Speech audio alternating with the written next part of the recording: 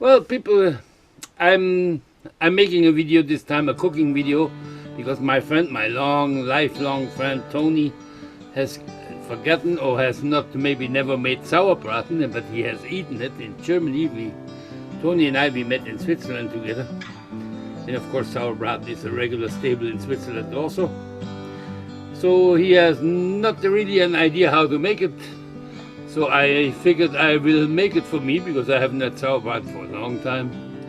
Sauerbraten with Kartoffelklöße or the potato dumplings, half and half.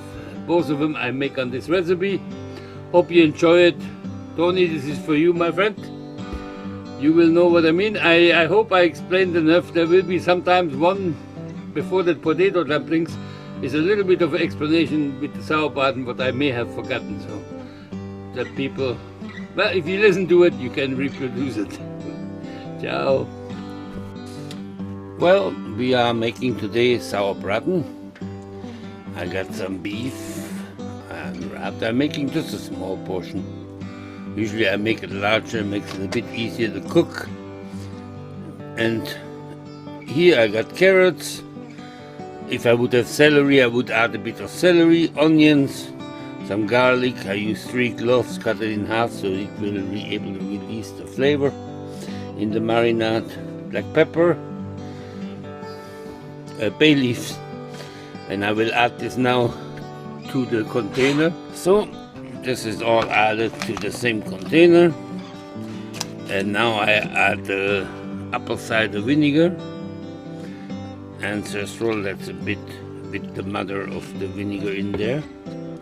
Don't use too much vinegar, because it will be later on just a bit too much acidity in the sauce. Now I add some cheap cooking wine, red wine. This is a sort of like the cheapest bottle I could buy in the store, $8 a liter. And I fill it up so it's covered. I used to put salt in now, but I found out later that if you add salt too early, that it could dry out the meat, pull out the liquid. It's better if you add the salt later when you cook the sauce. That's the preparation.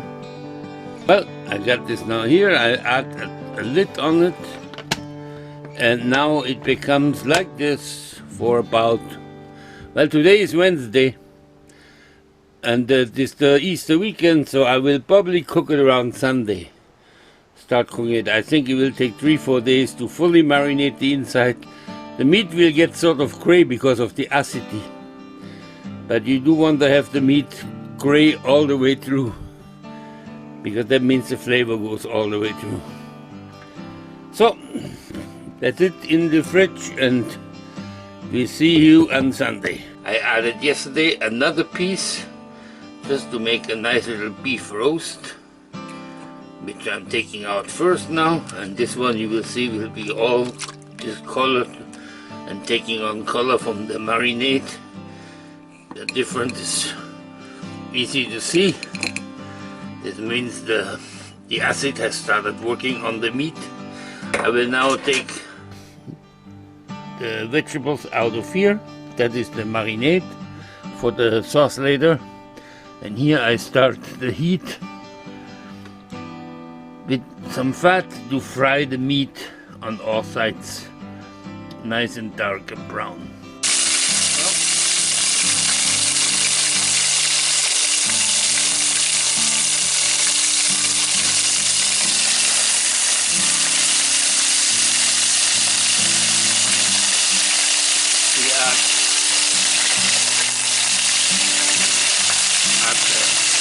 Here, and now I'm just gonna fry all sides a little bit down.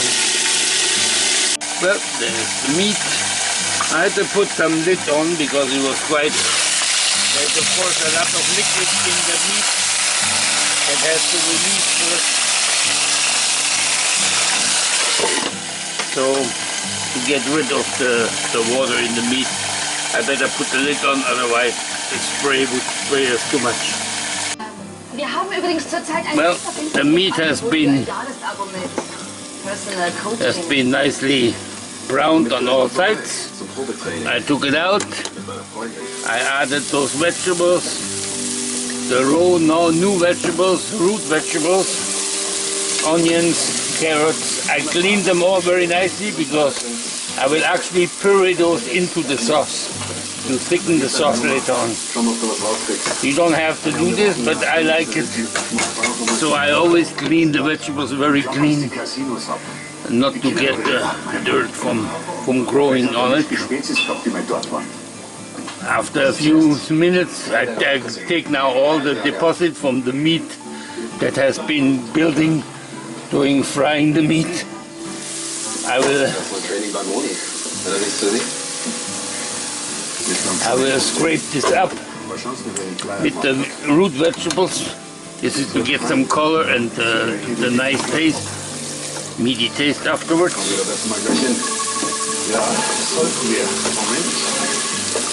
And I'm adding ketchup now.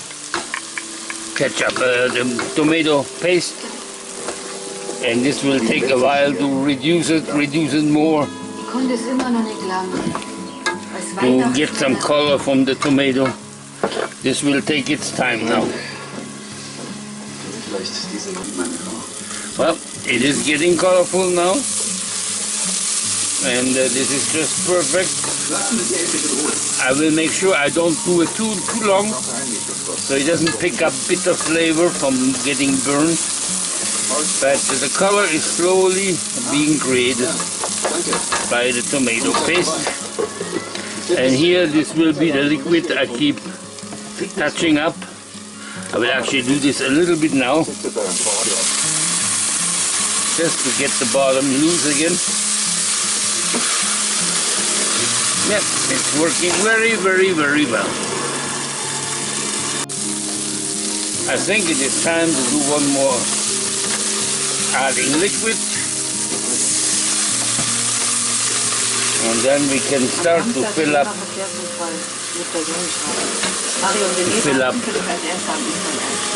with liquid to create the sauce.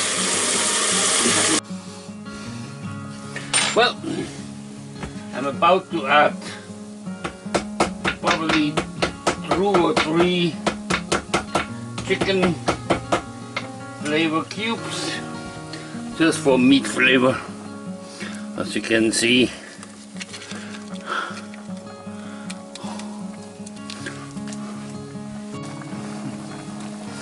well, those were the beef cubes or chicken cubes. I shall add now to this the pieces of meat.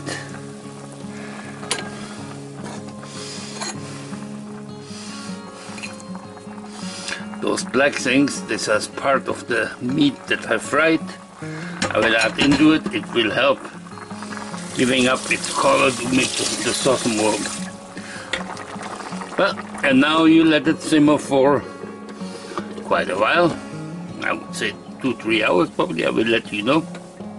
Well, we are about an hour and a half into it. I of course transferred the pot into a smaller pot, which brings the liquid higher to cover the meat. Otherwise we would have it only halfway cooked. I must say, I tasted a bit of the liquid already. Oh, it's gonna be delicious. Just brilliant. This is gonna be nice. Now I will check how the meat feels so far.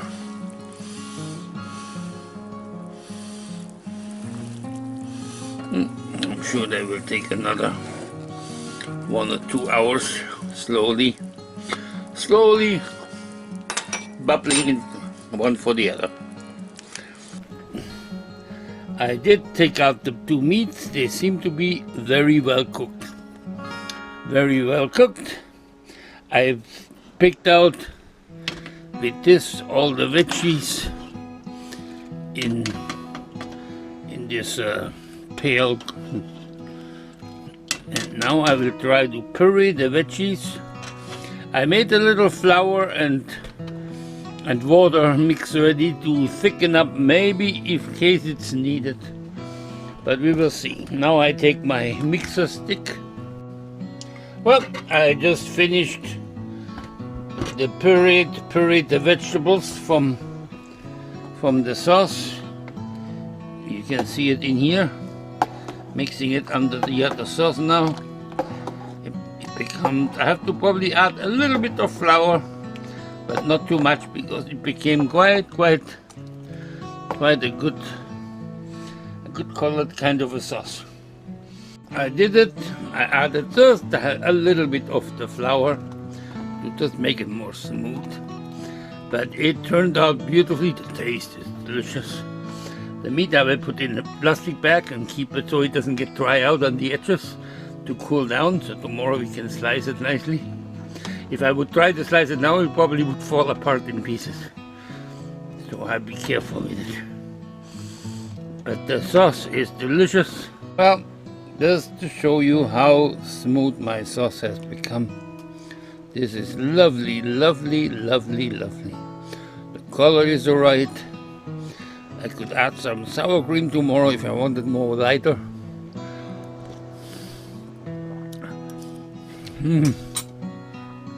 Yes, beautiful, beautiful, beautiful. Not too sour, not too sour. It's perfect.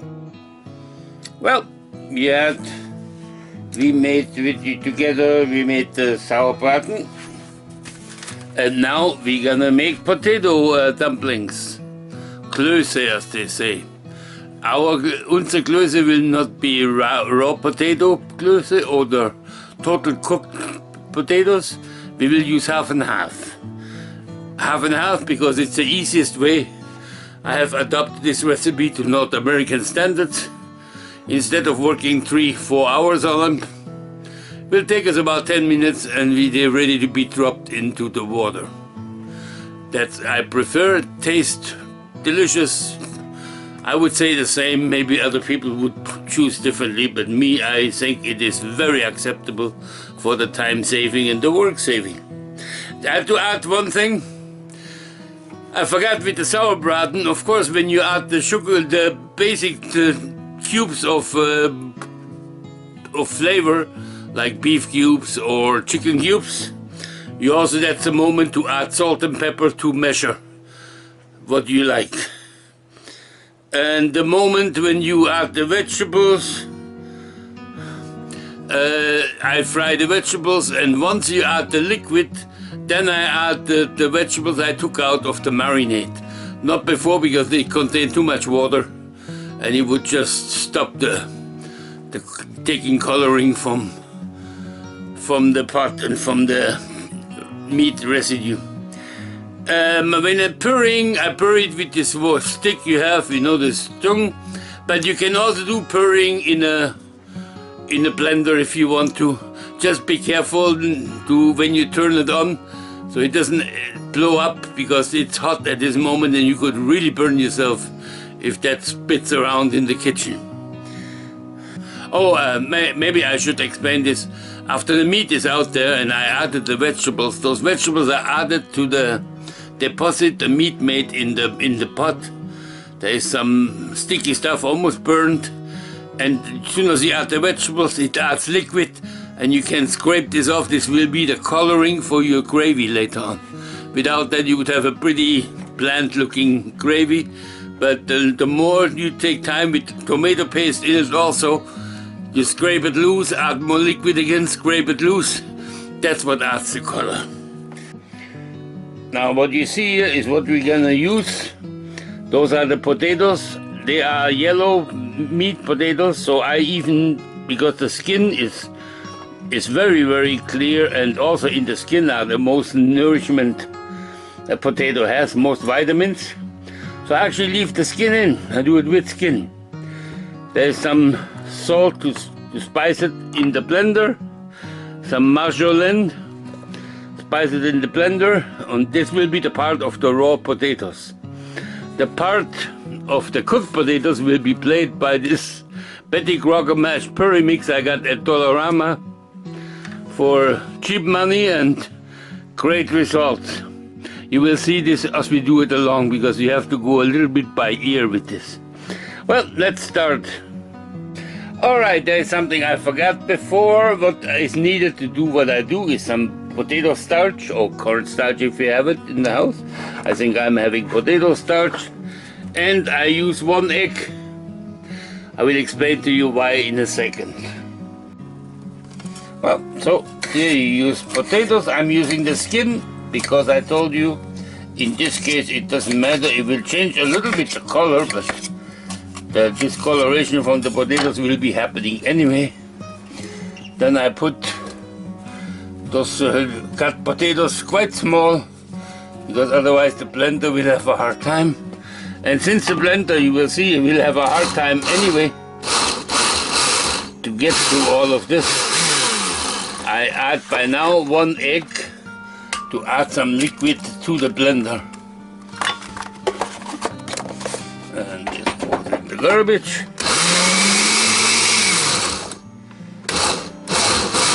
Now with the liquid from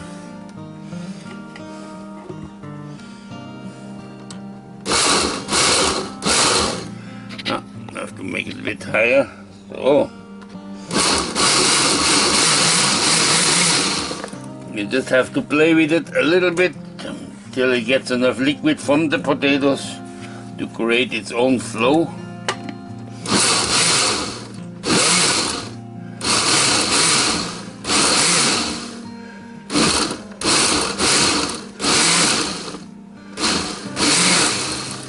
And now I will actually go and add a little bit more oomph to the stuff.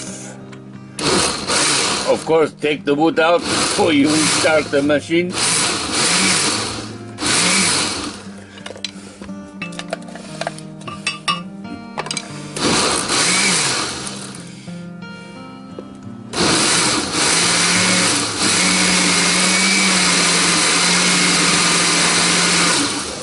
Well, it's getting better and better and better. And I'm adding the rest of the potatoes.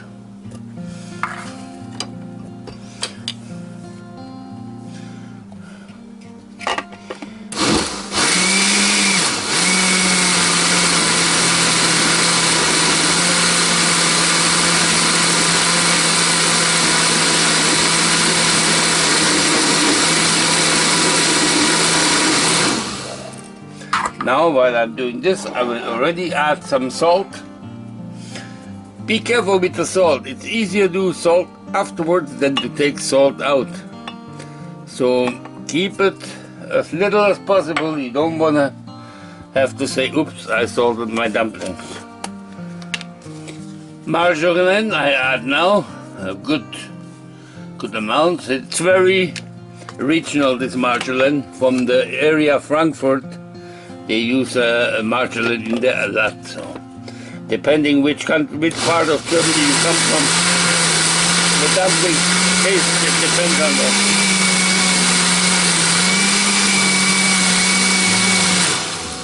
Okay, that would be the preliminary. I will check if there's any lumps in there. No, it's perfect. Salt, pepper. Yeah, I think we leave it like that.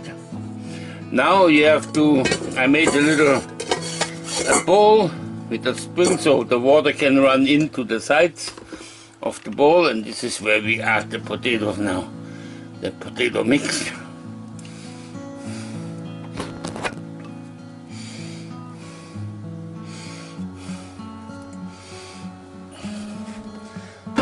As you can see, the water escaping on the sides. And this we let stand for about 5 to 10 minutes maybe. Don't know what to do, just let it stand. So now I took away the plate with the potatoes, and here is the liquid which I will dump now. But trying to keep the cornstarch in the bottom of the pan. You see, this is all cornstarch, potato starch, of course. Then I add the potatoes back. Still pretty liquid, but this is why we use the the dry powder later on to thicken it up. Taste again now the egg, some of the egg is still in there, which is no problem. It will only add strength to it. I will add maybe 2 tablespoons of starch extra.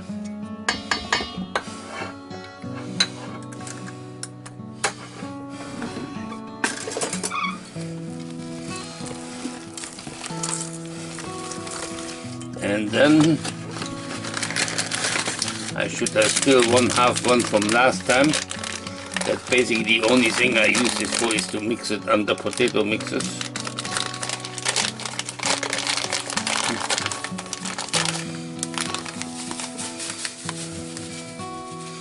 Now don't forget, it takes on liquid very quickly, so don't add too much. You don't want the mix too thick.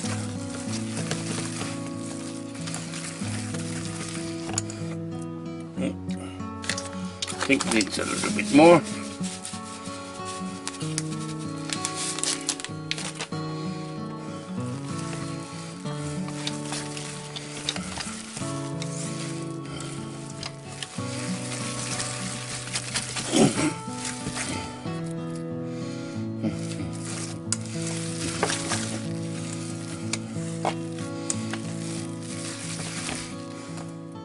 Well, I will wait a few minutes now to get it for the right consistency. It will thicken up by itself. Well, that thickness seems to be alright now. I had to add 1 more tablespoon of the mashed potato mix, but now it seems to be workable. I made a very small dumpling, which I'm added to some slow simmering salt water here, which will be my dumpling water, just to see how it thickens up and how it holds the dumplings together. Well, the dumpling is okay. Everything is fine. I'm making dumplings now. Put my hand in a little bit of cold water to make them humid, so nothing will stick to them. Then I'm forming the dumplings, or Klöße as they say in Germany. This recipe comes from my father's side. He was born near Mainz, and this is the Heidelberg of dumpling country, Germany is concerned. For my mother's side, it is more the bread dumpling type, which would you maybe put in the same category as a really good stuffing for a bird or something. I love bread dumplings. I think I already made one. If not, I will make it eventually once for you too. I mean, well, that's it. There we are. It's starting to boil. I will put them in. I will wait for 1 time boiling up. Then I will put it on a simmer point, and the dumplings are basically almost done. I mean, I always let them simmer longer when they start floating, coming to the top. That means like a good 1/5 of them will stick out of the water. But I'm just waiting for the boiling point. It's getting near. That is of course salted water. Oh, I forgot this. Yeah, salt water. That will be because we didn't put too much salt in the dumplings. If you would cook them in pure water, they would lose their salt content for that.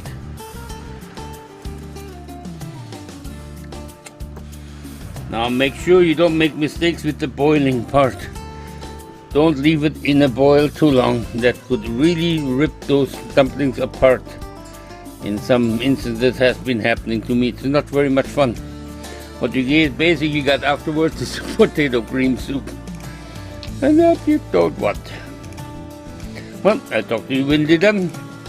My potato dumplings are in there for almost 10 minutes. They just started to come up. You saw the last ones coming up there. So now I leave them at this just simmering place for at least another 15 minutes, 10-15 minutes. That will make sure that the potatoes are all cooked through. That's it. Well, I forgot to show you. This is the Sauerbraten. You will see it's darker. It's the same meat, but it's darker because it's marinated a week long in the marinade. This basically is a pot roast, a nice pot roast. You can do the same recipe without the long marinating and just make it like this. And from starting from frying the meat fresh to the sauce, and you will get a nice beef pot roast. You can eat it with noodles, with dumplings, with rösti, with everything you want. But that's it. Success. And again, one more time. That was it. This time it's really over. I forgot to cut the meat and show the meat off. Ciao.